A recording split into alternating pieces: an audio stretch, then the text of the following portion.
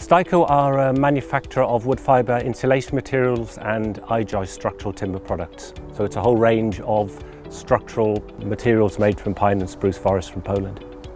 We've certainly seen in the last year to 18 months a change in the ability for architects and specifiers to be able to detail natural materials and how they get indemnity insurance and how they make sure that they're specifying and detailing robustly in terms of fire. And there's a really good base of people who really want to build and design and specify the right way, and how to do that is becoming increasingly difficult, I think, in some ways.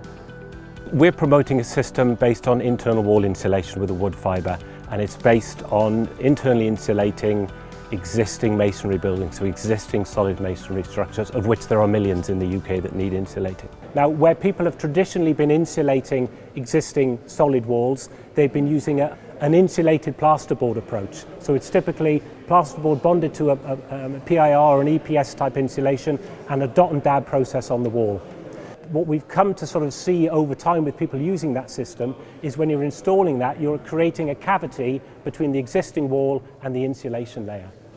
Any warm air that gets through the insulating layer, hits the cold air surface, will condense and you'll produce liquid water.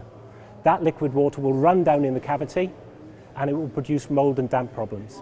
And that is occurring in a lot of buildings. I think there's so many ways you can overcomplicate, particularly retrofit situations, and it can become very difficult, very complicated, very expensive.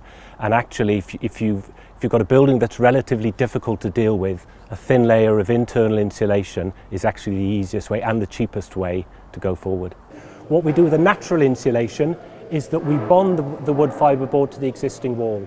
So we have got between the existing wall and the insulation around about 8 to 10 mil of, depending on what insulation manufacturer you're using or what lime or clay system you're using, a bonding coat between the two.